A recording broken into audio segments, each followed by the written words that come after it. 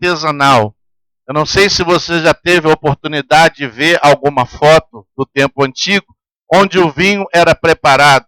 Não era preparado de uma forma industrializada como nos dias de hoje, mas era algo bem artesanal. As uvas, elas eram colhidas e elas eram trazidas para um lugar onde geralmente era um buraco em meio a uma rocha.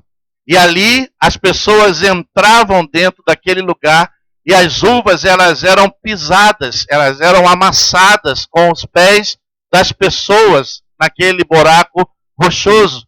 E havia uma pequena saída que impedia que uma grande parte dos bagaços, ou seja, da casca daquelas uvas, saíssem, e aquela pequena abertura conduzia o caldo, ou seja, o suco daquela uva, para um outro recipiente também rochoso, preparado em uma rocha, onde era ali armazenado. Então as uvas eram prensadas, o caldo escorria para um outro local, ali passava-se por um outro processo, que era um processo de peneirar, para tirar o resíduo que passou junto com o suco. E aí então, esse vinho era posto em odres. Odres eram recipientes daquela época feitos, na maioria, por pele de animais, ou seja, de cabras, né? As cabras, elas eram consumidas, né, de alguma forma, e a pele, ou seja, o couro daquelas cabras, eles eram utilizados para se fazer os odres. E os odres eram bem feitos de forma artesanal, e o vinho novo era colocado dentro daqueles odres.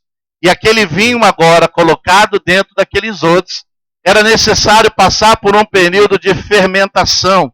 E esse período durava até mais ou menos 4 meses. Aquele vinho ficava ali em fermentação durante um período de 4 meses. E ao ponto desse trabalho de fermentação do vinho, o vinho expelia um gás chamado dióxido de carbono. E esse dióxido de carbono era expelido devido à alta fermentação do vinho, para que então, depois de ser ele preparado e estar devidamente fermentado, estaria pronto para o consumo. Quando Jesus se refere ao fato de não se colocar o vinho novo em um odre velho, claro que ele estava propondo isso em um outro sentido. Ele estava falando que, uma vez que o evangelho veio para ser anunciado ao povo de Israel e também aos gentios, para se adequar ao evangelho ao qual Jesus veio anunciar, era necessário romper com os odres antigos, romper com a tradição, romper com as coisas do antigo, mas agora receber o novo de Deus, que requer de cada um de nós uma mudança, uma transformação. E havia-se naquela época muitas pessoas que ainda estavam apegadas ao tradicionalismo, né? E com isso tiveram uma grande dificuldade em receber o evangelho de Cristo. Por quê? Porque naquela época o povo judeu, ele estava sofrendo uma forte opressão que estava sendo feita pelo povo romano. E os judeus estavam sim à espera de um Messias, eles estavam à espera de um rei, como já havia sido anunciado pelos profetas, que viria um rei, viria um Messias. E eles estavam pensando que esse rei iria reinar como reinou Davi, como reinou Saul, como reinou Salomão, e fosse livrar eles de uma opressão física, onde eles estavam sofrendo do governo romano. Mas Jesus veio com uma outra proposta, ele diz: e eu vim para anunciar-vos um reino que não é deste mundo. Jesus veio com uma proposta anunciando a eles uma palavra, um evangelho que os levaria a uma remissão de pecados, que os levaria a uma salvação em Cristo. Mas para isso eles teriam que romper com algumas coisas ligadas ao tradicionalismo. Na nossa vida não é diferente. Aplicando esta palavra ao que Deus colocou em meu coração para compartilhar nesta manhã, eu entendo que muitas das vezes nós estamos como aquele odre velho, nós estamos como aquele odre já curtido, já esticado, não tem mais nada para esticar. E não há como receber o vinho novo. Por quê? Porque quando nós chegamos em determinados momentos da nossa vida, nós estamos vivendo um momento de acomodação. Tudo está sob controle, tudo está tranquilo. Olha, a fase mais linda da vida de uma pessoa é a juventude. Sabe por quê? Porque na juventude, o jovem está cheio de sonhos. Ele tem planos, o coração, a mente dele fervilha de muitas coisas. E o primeiro plano que o jovem tem é conquistar a pessoa amada, a qual ele vai namorar, a qual ele vai casar e vai constituir uma família. E aí a vida começa cheia de motivação. A vida começa cheia de fermentação. De que maneira? Sonhos, planos, alvos, ideais. Aí vem aquilo que é a primeira motivação daquele casal recente, a conquista da primeira casa, né? Querem comprar o apartamento, né? Querem comprar o primeiro carro. Aí daqui a pouco vem o primeiro filho, aí você prepara o quarto, você compra o berço, você enfeita tudo. Aí aquele filho vem, é aquele momento de alegria, de vibração, aí a fermentação do vinho novo. Mas essa criança cresce. Daqui a pouco você apronta ela com o uniformezinho da escola, bota a merendeirazinha dela pendurada, o lanchinho dentro, e vai levar ela no jardim da infância. E como todo pai e mãe coruja, tira um monte de foto. Né? Se fosse hoje, já ia direto para o Facebook. Né? Aí tira um monte de foto. Aquela criança, ela motiva o casal, ela alega o casal. Aí o casal vive, aí vem os primeiros passos, as primeiras letrinhas, as primeiras palavras. Escreve o papai, escreve a mamãe. Oh, já sabe escrever papai e mamãe, que lindo. Né? Tudo isso é o vinho novo, que está fermentando, que está motivando. A nossa vida é levada assim, motivação, aspirações, conquista, vitórias. E aquela criança vai cumprindo as suas fases. Ela se alfabetiza, ela vai para o primário, vai para o ginasial, vai para o segundo grau, entra numa universidade, se forma e se casa e vai embora. Vai embora. Se você ainda tiver o segundo, você ainda agora vai curtir as expectativas no segundo. Mas há muitos que param no primeiro, né? Eu ainda tive 2, né? O que eu quero dizer com isso é que há um momento na nossa vida em que tudo que tinha para acontecer parece que já aconteceu. E a vida vira um marasmo. Vira uma calmaria, uma tranquilidade. E quando a gente chega nessa fase, parece que nós entendemos que a nossa missão está cumprida, tudo que nós tínhamos por fazer já foi feito, e nós automaticamente entramos num estágio de acomodação. Por quê? Você agora é uma pessoa estabilizada, já criou os filhos, já educou, já encaminhou, você agora é estabilizado economicamente, você tem uma casa, você tem uma família, tem uma esposa e tudo mais, você está estabilizado profissionalmente, a sua vida está toda tranquila, tudo tem ordem.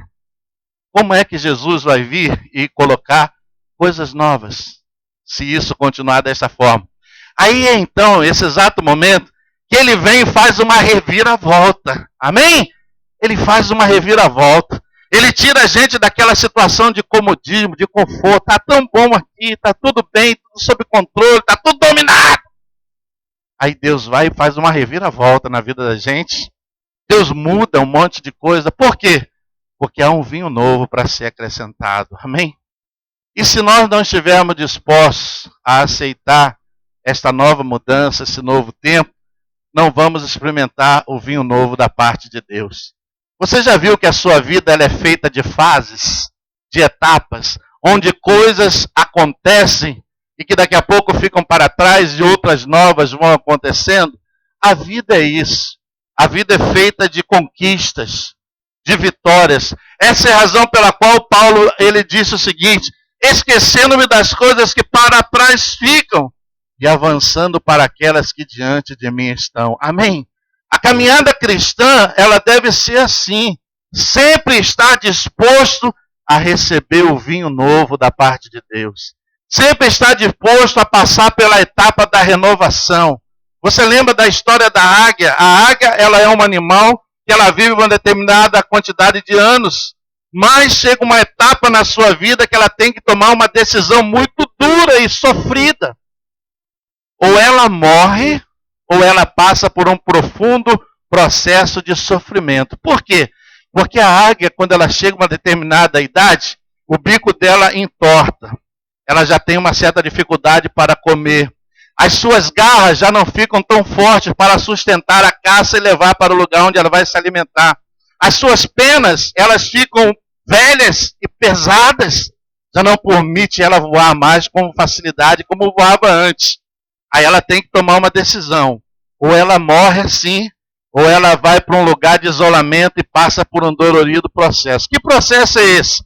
Com o próprio bico, ainda que encurvado, ela arranca todas as penas do corpo. Uma por uma, ela arranca as penas. Depois que ela arrancou as penas, ela bate com o bico na pedra até o bico quebrar e sair. E sabe o que acontece? Quando o bico quebra e sai, um bico novo aparece.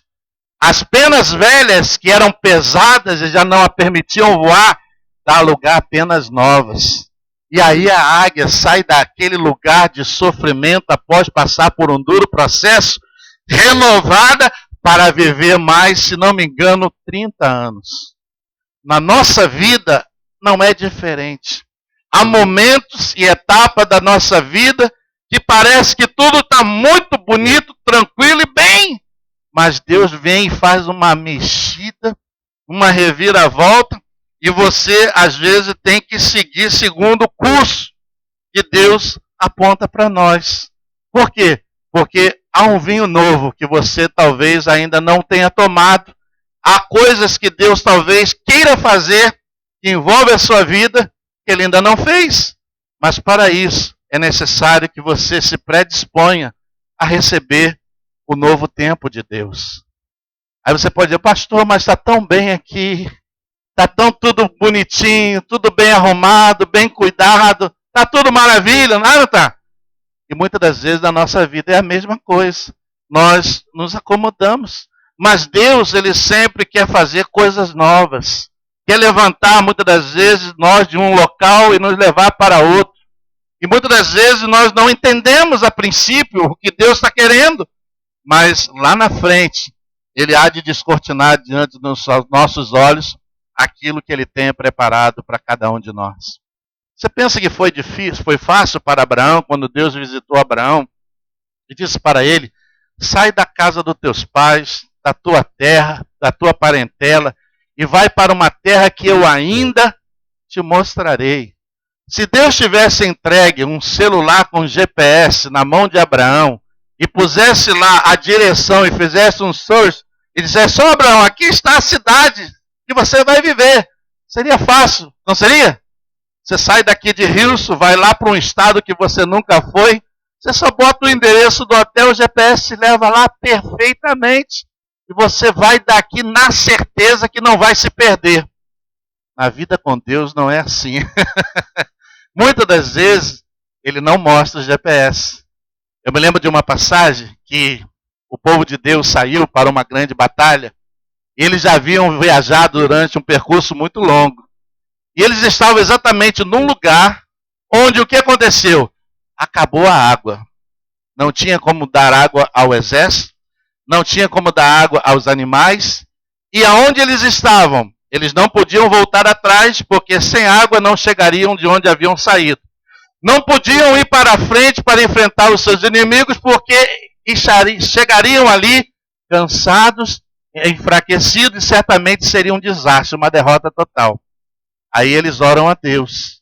Deus levanta o profeta, se não me engano, Eliseu, que disse para eles o seguinte, olha, neste vale onde vocês estão, não sentireis vento, não vereis chuva, mas cavem quantas covas puderem, porque a água virá, encherá esse lugar, vós e o vosso gado bebereis e vivereis.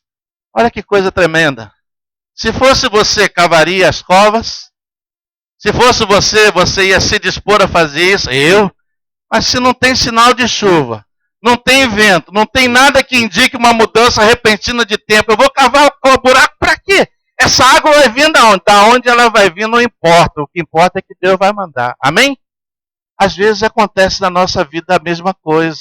Você quer saber de onde a água vem? Deus não vai te dizer de onde ela vem. Ela vai vir. Mas você tem que cavar as covas. E cavar a cova que é o problema. Porque a gente entra num dilema. A gente entra numa crise. A gente fica atemorizado. A gente fica inseguro, né? Será mesmo que Deus vai mandar água? Mas a Bíblia diz, se você quiser, você vai lá e procura. Entra lá no Google, né? Procura por essa passagem que ela vai te levar lá diretamente. É porque eu não tenho ela apontada aqui agora, não me lembro de cabeça. Né? Mas eles cavam os buracos e Deus manda a água. E a água vem assim pelo caminho, enche todos os buracos e segue adiante. E eles tomam, dão os seus animais, recobram força e mais. Sabe o que Deus faz lá na frente? Quando aquela água passa pelos seus inimigos, Deus muda a cor daquela água em uma cor de sangue. E aqueles inimigos ficam tão atemorizados que quando há o confronto, eles são totalmente derrotados. Mas muitas das vezes é isso que Deus faz. A gente tem que, muitas das vezes, aceitar a mudança. Ou eu tomo vinho novo, ou vou continuar com vinho velho, curtido, que não fermenta mais. Né? O que quer dizer isso? Que o importante é uma vida vivida de emoção. Né? Uma vida vivida através de expectativa, de novas conquistas, de novas explorações, de alcançar novos ideais. E muitas das vezes nós nos damos por satisfeitos com aquilo que nós já temos. Ah, Senhor, está tão bom, até aqui cheguei, aqui está legal, está bem, vou ficar por aqui, mas Deus não quer. Deus muitas das vezes quer você fazendo uma outra coisa, em outro lugar, e a mexida vem. E ele vem com o vinho novo e diz assim, olha, eu não posso botar o vinho novo desse outro velho, você tem que abrir mão dele, fazer um outro novo para receber o vinho novo. Né? E na nossa vida é a mesma coisa, mudanças, etapas. Né? Eu estava conversando com um irmão essa semana, ele estava me lembrando do tempo do povo de Israel.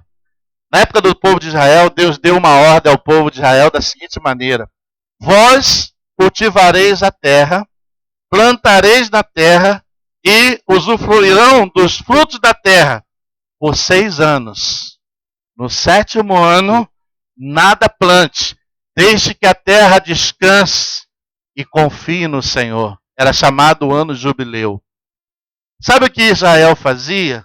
Eles plantavam, colhiam e se alimentavam os 6 anos. Quando chegava no 7º ano, que era o ano que Deus queria testar a dependência deles em Deus, eles seguiam plantando, eles seguiam semeando, eles seguiam colhendo. Sabe o que aconteceu?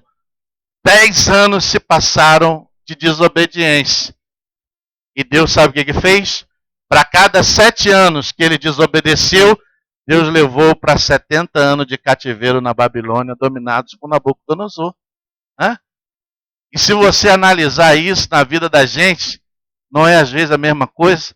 Parece que muitas das vezes você está num período onde Deus diz assim, agora dá um tempo, tome um descanso, tome um refrigério, vá para a caverna, espere um pouco, né?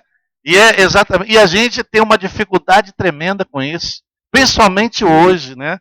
Nos dias que nós vivemos hoje da internet, da evolução tecnológica, tudo acontece assim, no estado, você tira a comida congelada do freezer, bota numa micro-ondas, já está pronta para comer. Eu estava falando para minha filha agora há pouco tempo, antes de vir para a igreja, eu falei, minha filha, pelo amor de Deus, encosta o umbigo no fogão, faz um feijão aí, bota uma carne seca dentro, cozinha um arroz, faz uma farofa, para com esse negócio de comer coisa congelada, isso não faz bem para a saúde. Né?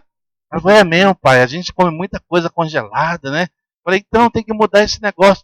A vida hoje está assim, as pessoas querem rapidez, praticidade, querem coisas instantâneas.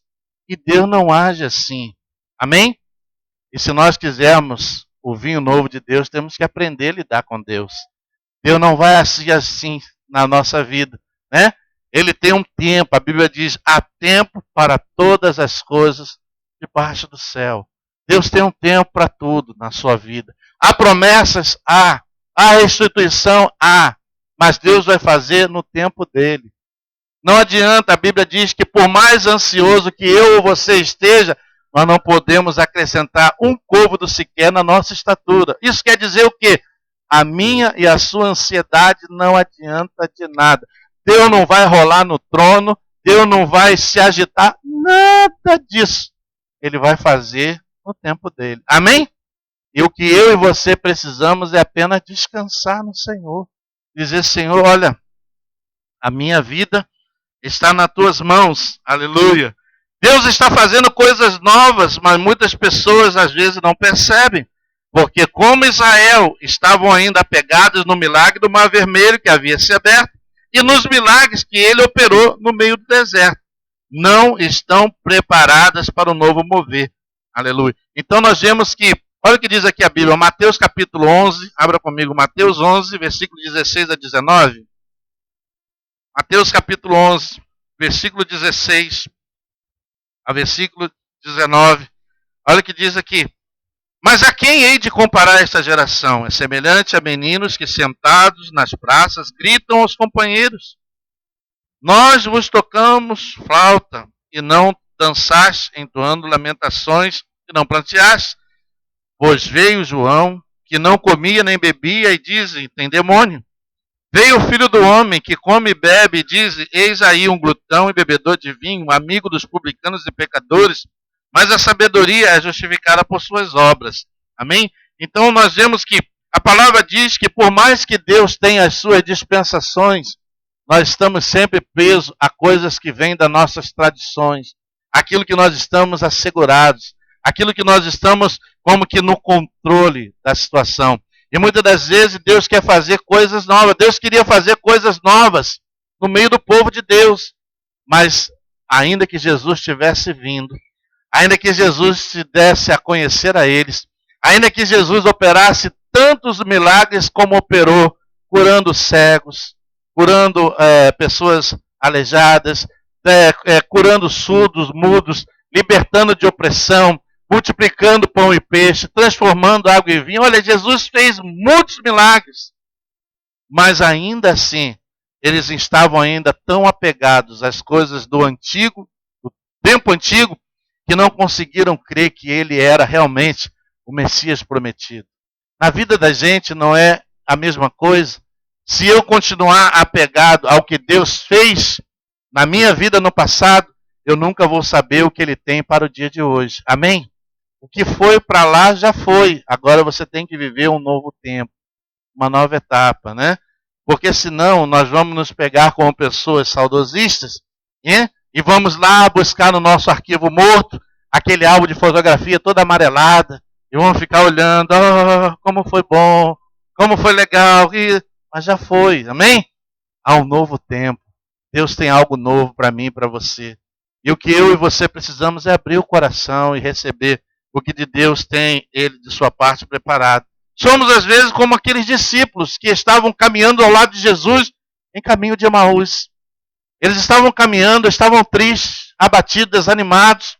Jesus apareceu a eles e começou a conversar com eles.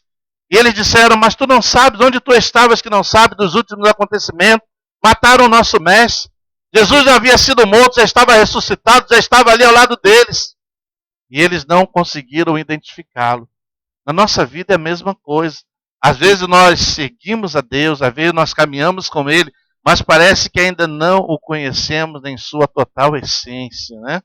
Então, a Bíblia diz que eles estavam ali caminhando ao lado do Senhor, mas tiveram uma certa dificuldade de identificar Ele juntamente com eles no caminho de Emaús. Na nossa vida é a mesma coisa. Às vezes nós passamos por momentos difíceis, passamos, mas Deus quer fazer alguma coisa nesse momento. Ou para o nome dele ser glorificado, ou para o nosso crescimento, ou para usar a minha e a sua vida em uma outra instância, para uma outra coisa e uma outra obra, um outro a fazer. Amém? Aleluia! Glória a Deus! Então, quando nós entendemos isso, nós deixamos Deus cuidar de todas as coisas. Dizemos, Senhor, haja o que houver, a minha vida está nas tuas mãos. Paulo disse o seguinte, se eu vivo, prego, se morro é lucro. Ele estava bem claro com aquilo que o esperava, né? Na nossa vida é a mesma coisa. Se você está em Deus, tranquilize o seu coração. Porque a Bíblia é clara em afirmar, olha, o salmista disse, eu fui moço, hoje sou velho, mas eu nunca vi o justo a mendigar o pão. Amém? Deus, ele promete na sua palavra, e eu, Senhor, suprirei todas as vossas necessidades. Amém? Necessidades. Amém? Deus não provê luxo, Deus não provê vaidade, Deus não provê ostentação, Deus provê necessidade, né? Você lembra da viúva que estava lá com um pouquinho de farinha, um pouquinho de azeite? O que ela tinha era o suficiente para fazer a última refeição, ela, o filho, e esperar a morte. Chegando lá o profeta disse, olha, tão certo como vive o Senhor, cuja presença eu estou, a farinha da tua panela não se acabará e nem o azeite da botija, até que faça chover novamente o Senhor sobre a face da terra. E ele disse, olha, daquilo que tu tens, faça a mim primeiro um bolo e traga-mo. Sabe o que estava dizendo essa palavra, o profeta? Em que, acima de qualquer circunstância que eu ou você estejamos vivendo, o primeiro a ser honrado sempre deve ser o Senhor. Amém? Aleluia. E quando ela se dispôs a honrar o homem de Deus, a Bíblia diz que multiplicou-se o azeite, multiplicou a farinha, e ambos comeram, ela, o profeta e o filho, até Deus fazer chover sobre a face da terra. Eu me lembro também daquela outra passagem que a viúva estava aflita. Por quê? Porque o marido havia falecido, havia deixado dívidas, os credores estavam à sua porta, e naquela época, se não pudesse pagar a dívida, os filhos eram tomados, levados pelos credores e vendidos como escravo. E aquela mulher estava aflita, porque os credores queriam levar os seus filhos. E o profeta chegou na casa dela e disse, mulher, o que tu tens em casa? Eu tenho aqui um pouco de azeite. Então saia pela vizinhança, apanhe quantas vasilhas puder, entra no teu quarto com o teu filho, fecha a porta e derrama o azeite sobre elas. Na lógica humana, a gente vai pensar, peraí, se eu tenho aqui 1 litro de azeite, boto um outro litro aqui, eu só vou transferir o líquido desse recipiente para esse outro. Essa é a lógica do homem. Mas a lógica de Deus não é assim, não. A Bíblia diz que aquela mulher começou a encher as vasilhas e foi enchendo uma após outra, até que encheu a última. E quando ela encheu a última, o azeite automaticamente parou de jorrar. Eu aprendo 2 coisas aí. Deus é provedor de nossas necessidades e também não é Deus de desperdício. O azeite cessou na hora. Deus não permitiu nada se perder. Aí o profeta disse a ela, agora mulher, separe uma parte, venda, pague as suas dívidas e com o resto vivei dele. Amém? E é assim que Deus faz. Mas Deus atua, não é pela minha lógica nem pela sua, é por ele. E muitas das vezes para entender a lógica de Deus é complicado. É ou não é? É só para mim que é, né? Para você eu sei que não. Não tem esse problema, né? Mas é difícil? É. Mas não é impossível. E muitas das vezes Deus quer fazer mudanças. E essas mudanças, muitas das vezes, requer de nós atitudes. Abraão sai. Ok, Senhor, eu vou sair. Não sei para onde, mas eu vou. Amém? E ele foi, e Deus, ao seu tempo, falou para ele, olha, Abraão, olha para o céu. Conta as estrelas, Abraão. Mas, Senhor, como é que eu vou contar? Ainda que eu tente, não consigo. Assim será a tua descendência. Olha a descendência de Abraão aqui, ó. Amém? Aleluia! Se ele não cresce, se ele não confiasse, eu e você não estaríamos aqui hoje. Olha a promessa, Deus é fiel. Grande será a tua descendência, como as estrelas dos céus, como os grãos da areia do mar. Que promessa, meu irmão, que promessa. E esse homem creu e Deus abençoou e fez cumprir essa promessa. E olha a descendência de Deus aí espalhada pelo mundo inteiro, né? E glorificando o nome do Senhor. Mas para isso ele teve que sair lá da terra dos seus pais, de Ur dos Caldeus, né? No meio da parentela, né? E ir para uma terra que Deus ainda haveria de mostrar. Na minha vida e na sua não é diferente, irmão. Não é diferente. Deus muitas das vezes tem uma terra preparada. Eu não vi você tão pouco. Mas ele apenas faz o convite. Oh, come on. Ele apenas chama, né? E quando nós decidimos ouvir, certamente ele nos levará a lugares que ele já tem preparado para nós. Amém? Então, meu irmão, que nessa manhã, não sei, nós louvamos a Deus nessa manhã com esse cântico. Olha para mim. Deus tem olhado para você, Deus tem olhado para o teu coração. Deus sabe quem é você, amém? Deus, falamos, Senhor, restitui-me, né? Os planos que foram embora, os sonhos que se morreu, né? Que Deus nessa manhã possa restituir a mim e a sua vida em coisas boas, lindas, grandes e tremendas. Ainda que você, né, vá para uma outra terra que Deus ainda não lhe mostrou, tenha certeza que Deus fará que você frutifique. Amém? E você há de ser bênção na vida de muitas outras pessoas. Nós já tivemos aqui exemplo de pessoas que viveram aqui por um tempo, foram lá para um país lá do outro lado, né? E nunca pensaram em estar lá um dia, lá em Angola. E depois voltaram e ficaram surpreendidos de chegar aqui e contar tanto angolano aqui. Não é verdade? Né? E o tempo que eles foram lá foram um tempo de aprendizados. Eles aprenderam a cultura, aprenderam como eles são, como eles agem, como eles pensam, para poderem depois estar aqui nos ajudando a conviver com os irmãos. Né? Então, foram lá, foram instrumento de Deus, trabalharam lá junto ao ministério com outros irmãos, fazendo a obra de Deus, fazendo uma obra social, um monte de coisa. Ficou uma semente plantada lá. Amém? E Deus, depois de um tempo, trouxe eles de volta para cá. Assim Deus faz, né? Recentemente tivemos o Igor e a Sara, que passaram um tempinho lá no Brasil, fazendo um passeio, né? E agora estão aí de volta, né? Então, a vida da gente é assim, né? Ontem nós estávamos conversando lá, após o estudo, e eles estavam contando de tantas coisas que aconteceram com ele durante esse curto período que eles estiveram lá, né? Então, é assim, irmão. Deus, muitas das vezes, faz determinadas coisas na nossa vida para que ele possa acrescentar o vinho novo. E tenha certeza, o vinho novo é bom. Diga para o seu irmão que está do seu lado, o vinho novo é bom. Porque foi o que aconteceu lá em Caná da Galileia.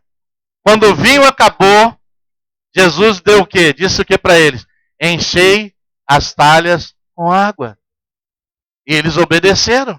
E Jesus, diz a Bíblia, que transformou aquelas águas insípidas em um vinho saboroso, que eles até então, durante toda a festa, não haviam tomado. E muitas das vezes nós, Senhor, esse vinho aqui tá bom, esse vinho aqui tá legal, não, vamos ficar por aqui mesmo. Aí Deus quer um vinho novo, amém? Então, irmão, que você esteja com seu coração aberto, em nome de Jesus, para aquilo que Deus queira fazer na sua vida. Aceite os planos de Deus, o chamado de Deus, tranquilo, né? Tem crise, né? Mas deixa Deus, Ele está no controle, Ele está no comando, né? Que você possa olhar firmemente para o autor e consumador da sua fé, Jesus Cristo, Senhor. Né? Eu estava hoje na escola bíblica dominical falando para os irmãos, quando Lucas falava da importância da formação do discípulo, eu estava falando para os irmãos que isso é algo muito sério e muito importante, porque há muitos lugares onde as pessoas não são ensinadas e discipuladas a seguirem a Cristo. São ensinadas e discipuladas a seguir o homem. E quando seguem o homem, se o homem cai, é um efeito dominó, cai todo mundo atrás dele. Mas quando você está seguindo a Cristo, você segue caminhando, né? Você segue caminhando porque o seu olhar é em direção à cruz de Cristo. E eu sempre dizia isso para os irmãos lá na igreja, quando eu pastoreava a igreja no Brasil. Olha, não olhe para mim. Eu sou pecador e falho igual a vocês. Olhe para Jesus. Porque hoje eu estou aqui, amanhã eu não sei, né? E vocês vão ter que seguir caminhando com o Senhor. E graças a Deus, quando nós saímos de lá e viemos para cá, a igreja não parou, a igreja não acabou. Pelo contrário, Deus continuou trabalhando, a igreja cresceu, compraram o local que nós já tínhamos visto, mas na época não conseguimos negociar com o proprietário. Eles negociaram no tempo de Deus, compraram o lugar, fizeram a reforma e estão lá hoje servindo a Deus, glorificando o Senhor. Amém? A obra continua. Amém? E da mesma forma eu digo aos irmãos, a obra de Deus, a obra segue, a obra continua, haja o que houver, a obra segue. Amém? Que você olhe para o Senhor, que você diga, Senhor, eu vou servir a Ti. Amém? Porque essa é a missão, formar discípulos, seguidores de Jesus. E quando você segue a Jesus, meu amigo, você segue Ele em qualquer situação, de qualquer maneira, de qualquer forma. Amém? Que você tome isso no seu coração nessa manhã. Siga Jesus, olhe para Ele, né? E diga, Senhor, eu quero realmente ser um discípulo Teu. Eu quero andar segundo aquilo que o Senhor ha determinado para a minha vida. Amém? Porque se nós fazemos isso, nós vamos seguir caminhando. Eu estava dizendo para os irmãos que como eu fico feliz em ver hoje que 3 daqueles obreiros que congregaram junto comigo, que eu preparei, que eu ensinei, discipulei, treinei e dei a eles a oportunidade de pregar na igreja várias vezes, orientando isso, aquilo. Hoje são 3 pastores em 3 lugares diferentes. Tem um em São Paulo e 2 no Rio de Janeiro. Pastores pregando o evangelho. Por quê? Porque eu não ensinei eles a me seguir, eu ensinei eles a seguir Jesus. Amém? E quando isso é feito, tenha certeza, o reino de Senhor, o reino de Deus cresce e o nome dele é glorificado. Amém? Portanto, vamos orar nesta manhã. Aleluia. Eu quero convidar os músicos nessa manhã para a gente louvar o Senhor mais uma vez com aquele cântico. Olha para mim, Senhor. E ao nós louvarmos a Deus com esse cântico, logo depois nós vamos estar orando. E seja você, tenha você a necessidade que você tenha, o problema que você esteja passando, você vai colocá-lo diante de Deus nessa manhã.